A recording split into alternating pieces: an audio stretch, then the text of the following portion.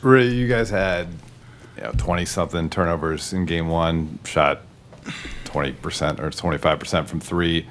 Tonight, close to 50% from three, minimal turnovers. The offense was clicking, three guys over 20 in the starting lineup. Like, what made things look so much more smooth tonight? I think tonight we shared the ball. We trusted each other. The game one was a little different, against the Golden State. They're very unique teams. So, especially play against these guys, Minnesota. We played them literally last year so many times. So, and coming out from the season, we lost against them. So, we knew exactly how they're gonna play. They haven't really changed their players. So we knew how they were gonna play. So we had a good scouting. From yesterday to today, right before the game, the coaches was on it, so we are able to play free, and then that's why we got all those assists and all that, what we supposed to do. So that's why we got this stuff.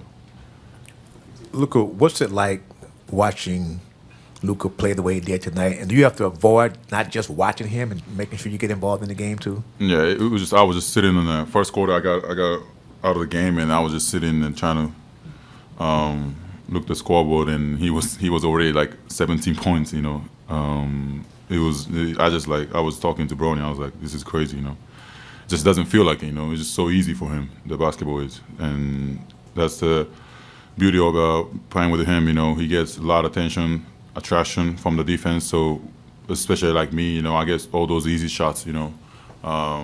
Of course, you have to be ready to make all those shots. But those are things that Luka can do. Just him being he has a ball. He attacks the rim, whatever. So yeah, it's incredible. Rui, JJ told us pregame that for you guys, good offense can lead to good defense for you guys. Even if it's not a Luka 49-point game, does it feel like tonight could be more of what you guys can be offensively, just from a process standpoint? Yeah, I think playing with him, since last year after the All-Star break, it's been like fun to play with him for sure. Like I say, he gets a lot of attention. He gets a lot of. We can do a lot of stuff, like even today's game, like fourth quarter, the second half, they had to double team, triple team, whatever that is, So you guys saw, it makes us so easy, I was wide open so many times, so I think this is only second games of the season, but we have to keep building this chemistry and get through this whole season. Rui, the 92 points Luka had is the most since Jerry West in the first two games of the season. When you hear that kind of stat, knowing the history of this organization, and he's doing that right away, what comes to your mind? Yeah, but the thing is, like, he just make it look easy, so he doesn't feel like it, After the game or whatever, someone told me about it, and I'm like, that's crazy, I just don't. It doesn't feel like it, but he, of course, dominated the whole game, so easily, I think, and it's not the teams against some random team. They're Eastern Conference, Western Conference final team. So this is crazy. I think for him it's so easy. I think we have a lot of things we can build with this. Especially the Browns coming back hopefully soon. We'll see. But yeah, it's gonna be a fun one. Rui, you mentioned before that, DeAndre's a guy that also draws a lot of defensive attention. Mm-hmm. When he's aggressive like he was tonight, just kind of what does that do for the team in terms of, opening up the floor for everyone else? Especially in the second half, he played really well. I think he had the little, madness. The first half he didn't really play well, so when after the first half he coming after, third quarter, I saw in his eyes that he was locked in. So I was like, come on, let's go. And he let it dominate the, second half. So it was amazing by him, just rebound, just being present on the defense, offense, those tough shot. So yeah, he did all the, what we asked for. So it was amazing. 八村選手、お疲れ様です。ティンバーウルブズはもうかなり戦い慣れたチームでもあるんですけれども、今日はどういうマインドセットを持って試合の方に臨まれて、ああいうプレーにつながったんでしょうか。そうですね、去年のプレーオフから負けてからのこの対戦だったので、僕らとしても絶対に勝とうということで、相手も余裕の感じで来てたと思うので、そこは僕らも自分たちで、負けないようにというか、なめられないようにと最初から思い切ってできたと思うので、そこが勝ちの要因になったと思いますし、その中でチームとしてもやるべきことをしっかりとやったので、そこが勝ちの要因になったんじゃないかなと思います。お疲れ様です。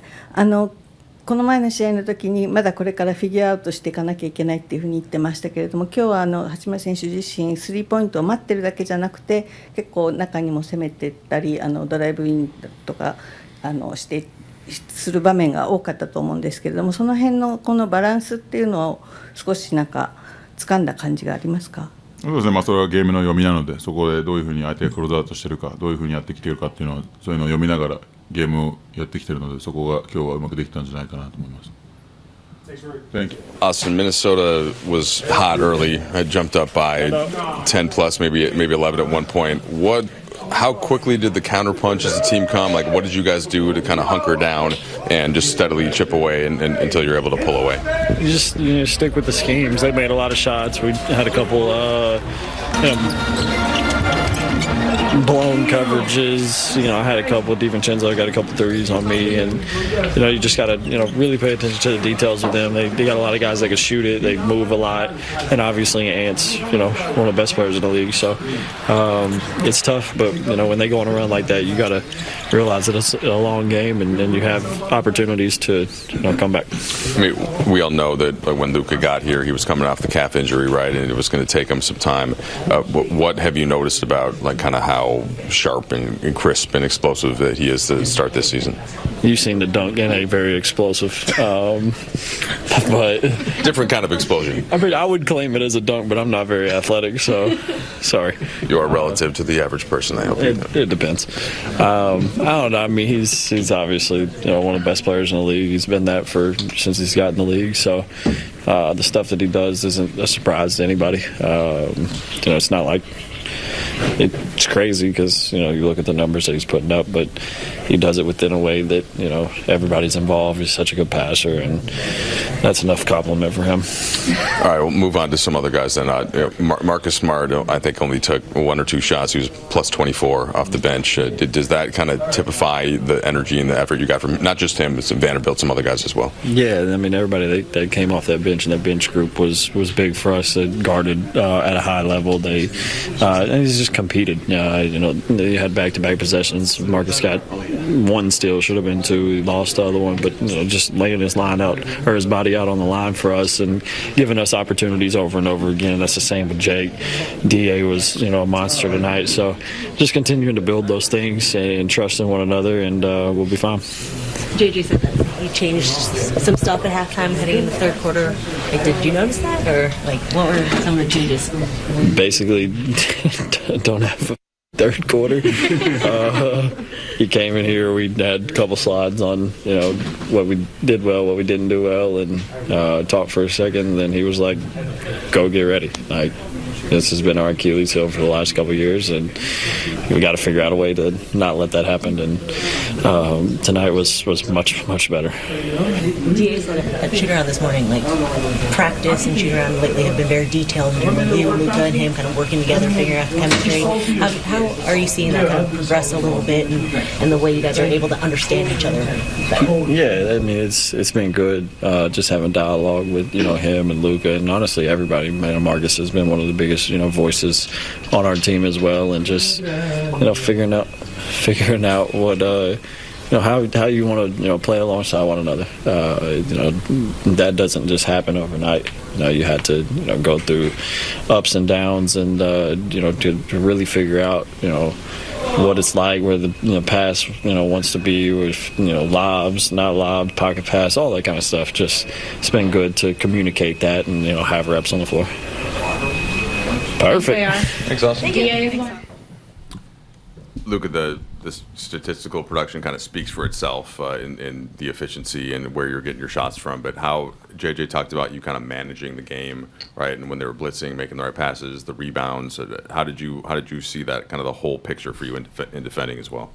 Yeah, I feel like in the second half, they were trying some blitzes. I think the paint was more close, so that's how I tried to, how do you say, kind of control the game, And I think I managed that good today. A lot of times, sometimes I don't do it, but I think I managed that good today.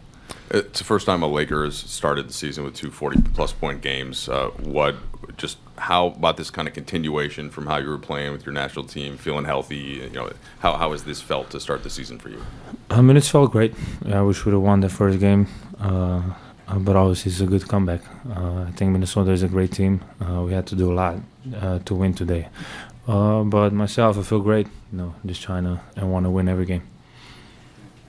Luka, obviously you want to get everyone involved, but in the first quarter when they were burning up the nets the way they were, did you feel like you had to kind of keep pace with what they were doing? And then I guess how did things open up as the game went on for your teammates? I feel like we started when they were up 10 in the first 5-6 minutes, so I felt we just needed to be more physical, not only on the defensive end but more on the offensive end too. So just trying to drive the ball, read the defenses and just go from there. When you think back to last year's first round series, what comes to your mind, and did you think back to it at all over the last couple of days coming into tonight? I honestly didn't. As I always say, last year was really tough for me. Just want to forget about last season, just trying to move on. But I didn't really think about that first series, just because we're second game. We're gonna meet them 2 or 3 more times, so it's gonna be a war every time we play them. Luka, everyone talks about the joy you play with. You did a little shimmy there after the 3-point shot. Where did that come from? Was that a Steph Curry steal, or was that Luka's steal? Shimmy. No, it's honestly because I don't know what to do at those moments. I said that before. I just do some stupid thing, and I don't know what to do. And that just came out. It's got to be better. I got to work on it. Thanks, Luka. Thank you. Awesome. JJ, first, what did you just make of Luka and the efficiency and the ways in which he was getting his shots and the whole floor game that he played? He managed the game really well. By that, I mean we needed him. We had to have him scoring early. They were making shots. We made some defensive mistakes. Talked about it in a timeout. We did it against Golden State the other day. We just made stuff up. We've had enough practice now where we can stick to our rules, and if those rules don't work, we can make an adjustment. And we started getting stops. They went to some blitzes, double teams. He became a willing passer. Defensively early, thought they really attacked him. He responded to that. His defense, from halfway through the first quarter on was really good, and then just you get 11 rebounds out of your point guard is just awesome. So just a complete game from him tonight. We had talked about after the last game, the third quarter, and it seemed like that was the total switch tonight. What adjustments did you make? It looked like there were a couple different things you were doing defensively, and how did you feel like that played out? Oh, there were no basketball adjustments. It was a halftime routine adjustment. That's all. They called the first timeout. I think for the first time in Lakers history, the other team called the first timeout in the third quarter. Had a nice all right with the group. All right group. Yeah, we did it. So maybe that's the blueprint. Just the coaches, just changing the routine a little bit. What did you say to Luka after he missed that layup when he had 48? Like, you guys had an exchange. There was some discussion around whether or not, I'm trying to get the guy 50, and I had already given him 3 chances, and I gave him a 4th chance. He gets fouled, and then he blows that too. So, but no, he was awesome. Let's say, what about after the free throw? The last free throws before he subbed out. What did you say to him after that? Oh, that's what I told him. I said, okay. You got 4 now, because in the timeout we were talking, and I said, I've given you 3 chances. You passed up a layup. Gabe had a wide open 3. love good to great. We don't need to go good to great to great to great. Like just take the shot, So, to do what we did tonight against that team, which going back to last year, I know the first game of the season was like a 6 turnover game for us. The next 2 in Minnesota were, if they weren't high teens, they were low 20s turnover. Turnovers hurt us in the series last year. I think we had 2 shot clock violations, so basically had 10 turnovers as a team. Austin having 11 assists and 1 turnover. Luka having 8 with 3 our primary guys really just managed the game well, and we got good shots. We had some timely crashes, made some timely defensive plays during that run in the second half. Just a really good effort from our guys. Since Luka's not the only guy on the team tonight, I ask you about, what did you think about DeAndre Ayton tonight, the way he played? Did he play with the force you wanted to see? Yeah. DA was great. I thought his patience for the game was really good. By that, Luka getting it going early, being the beneficiary of DA's screening at times. You get into halftime. I thought DA was playing really well. You look up, he's got 3 shots, and really just kind of let the offense come to him throughout that second half. And then defensively, he was really good as well. You want to let Luka bring you out of here? I'm happy to leave. JJ, Laker fans are known for being so rational and reasonable and patient. Did you feel any of the angst since the opening night loss? And you told us pregame it was a very detailed approach for the last couple of days. Was that in any way feeling what maybe Laker Nation was feeling? No, I've great respect for fan bases that care. I've already been warned by the NBA. I'm not allowed to use cuss words in here, but I like fan bases that give a, they care, and so I appreciate it. Got the chance to play in Philly. It's like an honor to coach this team and be a part of this organization and try to lead this group and represent this fan base. So I'm well aware the angst exists and there's an overreaction to everything. I followed and been in the NBA long enough to know that exists with fan bases that care as much as the Lakers fan base do. But it didn't change or affect, I don't think, me or the group at all in terms of our preparation for this game. And we have a really tough stretch coming up over the next week with these 4 games coming up. So we just got to continue to build, continue to work. Thank you, guys.